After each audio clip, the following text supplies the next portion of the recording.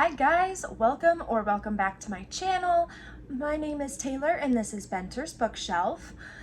We are going to talk about all the books that I read in September. So I did a DNF 1 book and then I finished 12. So overall, really good reading month and I can't wait to tell you about all of the books. Let's jump right in with the one book that I DNF'd this month, and that is Jane of Lantern Hill by L.M. Montgomery. Now, this was my first experience with L.M. Montgomery. I have not read Anne of Green Gables, so I'm not going to let my experience with Jane of Lantern Hill ruin my opinion of L.M. Montgomery. I'm gonna give some more of their work a try. But Jane of Lantern Hill is one that was recommended for my Hogwarts house, Hufflepuff. And if you haven't seen my Hufflepuff vlog, I will link it up here and down in the description box for you so you can go check that out. So really there was nothing wrong with Jane of Lantern Hill. The only thing is it wasn't holding my attention. So I may try and pick it up when I don't have such a big TBR that I'm wanting to get to, but as of right now it's just one that I decided to set down and we will see if I end up picking it back up at another time. All right, for the month of September I did continue on with a few series. So the first one that I continued on with is the City of Ghosts trilogy by Victoria Schwab, and I read the second and third books this month. They are Tunnel of Bones and Bridge of Souls. Now, Tunnel of Bones I gave 4 stars, and Bridge of Souls I gave 5 stars. This series really gives all the spooky vibes that you could want. Follow our main character, Cassidy Blake, and her best friend, Jacob, who is a ghost, as she travels with her parents while they are filming their ghost hunting TV show.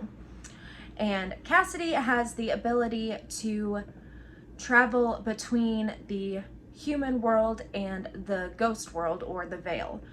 So we see her experiences and her adventures with that, as well as some of the sticky situations that she gets herself into. The imagery in this series is absolutely fantastic.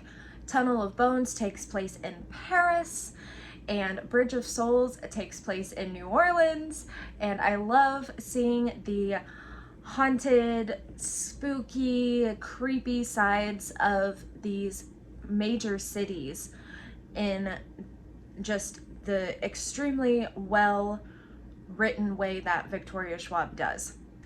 I also continued on with the Fence graphic novel series with the newest release, which is Fence Volume 5, Rise. This series is by C.S. Picot, and as always, I gave it 5 stars.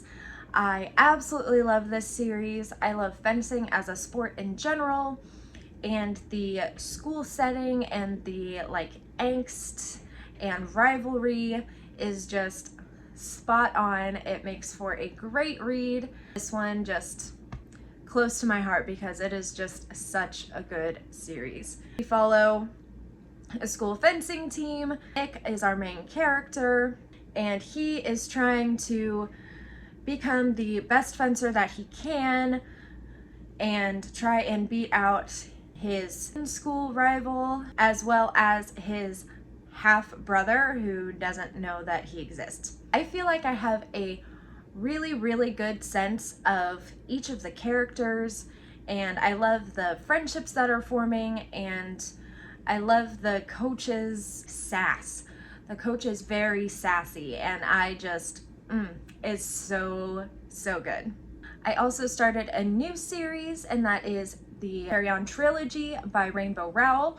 I read both Carry On and the second book, Wayward Son, this month, and I gave Carry On 5 stars and Wayward Son 4 stars. So Carry On was another one that was recommended for Hufflepuffs, and I didn't think at first that I was going to like it, but it surprised me and I love it. And yeah, just big surprise, but I absolutely love it. The angst, the magic, the romance, it honestly is like gay Harry Potter, and I'm here for it. In Wayward Son, we explore the aftermath of the main event from Carry On. And there is also a big journey of basically identity crisis for one of our main characters in Wayward Son. And I'm not going to say who the character is because I don't want to spoil anything.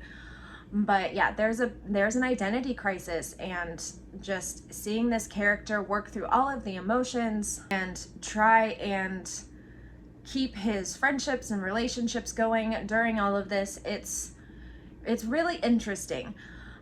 I didn't get the same magic Harry Potter-esque vibes from Wayward Son that I did from Carry On, but it was still a really good book and a really good continuation of their story.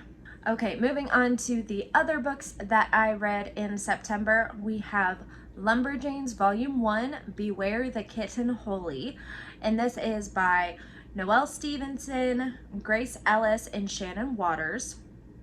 It is a middle grade graphic novel, and it's another one that was a Hufflepuff recommendation. So I gave this one 3 stars. It was cute, it was fun. It felt very, very, very young to me. I normally love middle grade, but this felt almost like kindergarten-esque, even though the characters were like preteens and teenagers. So that brought my rating down. My older daughter read it and absolutely loved it. So for the intended audience, it is a great read. One thing that I absolutely did love 100% about Lumberjanes is the art style. The art style, the colors, just everything totally set the mood. I think it would just fit the atmosphere that the story was trying to portray perfectly. Next, we have probably my favorite book that I read this month, and that is Goodbye Mr. Chips by James Hilton. Again, a Hufflepuff recommendation. I gave this book 5 stars. I would have given it 10 stars if I could. It is my kind of book. So it is a character study, and we are following the teaching career and retirement of Mr. Chips. And just the love expressed by Mr. Chips towards the entire school community, as well as the love of the entire school community shown to Mr. Chips, is just absolutely fantastic. A wonderful, cozy, heartwarming read. Very just easy to read. You know, just a snuggle up with a blanket and a cup of tea type book. And just the fact that the story spanned decades from his entrance into teaching at the school to his final time. I really love Goodbye Mr. Chips. Next up, we have The Brighter the Light by Mary Ellen Taylor. I gave this book 3 stars. It is a newer release that I got through the Amazon Prime First Reads program, and it is a dual point of view and dual timeline story. So we follow Ruth and Ivy, who is Ruth's granddaughter. Ruth we follow in 1950, and Ivy we follow in present day, 2022, following the death of Ruth. I really, really enjoyed the continued bond between Ruth and Ivy even after Ruth's death. That's about the only thing of this book that stood out. It was not bad, it was not good, it was not memorable. So it's definitely more of a contemporary fiction, which I don't read a whole lot of, but I'm glad I gave it a shot. And like I said, I really enjoyed the grandmother-granddaughter bond that transcended death. All right, now we have the final Hufflepuff recommendation that I read in September, and that is Aristotle and Dante Discover the Secrets of the Universe by Benjamin Alir Sands. I gave this book 4 stars. It was a great coming of age story, and I really got invested in the relationship between Ari and Dante. I also love that there was the representation of someone who is still figuring out their sexuality. A lot of times when you read LGBTQIA plus fiction, it involves characters that are already solid in their sexuality, whereas in this one we are following Ari's journey of discovering his sexuality, him questioning everything, and it was just a really great departure from what I normally see in these kinds of books. I also finally finished Atomic Habits by James Clear. Now, this is a nonfiction book, and it is centered around habit building and how to use these techniques to increase productivity and get you basically where you want to go in life. So with it being nonfiction, I rate a little bit differently. I base it on 2 different factors. First is my enjoyment while reading the book, and the second is how much I learned from the book. So I gave Atomic Habits a total of 4 stars. I really enjoyed it, and I definitely learned a lot. I have already implemented quite a few of the techniques that he talks about in the book, and I have already seen a difference. It is so crazy how some of these little changes that he talks about can make such a big difference. So if you are overwhelmed in life, or if you feel stuck, like you can't get past your current phase and you are wanting to progress, I really suggest reading Atomic Habits, because it will give you the tools that you need to make it happen. Next, we have the first book in a relatively new cozy mystery series, and that is Farm to Trouble by Amanda Flower.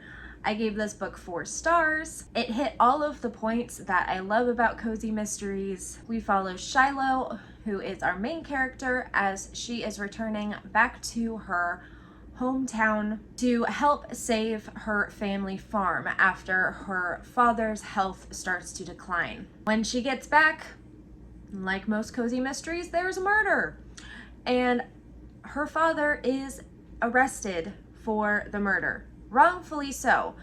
So Shiloh goes and tries to find out who the actual killer is to clear her father's name.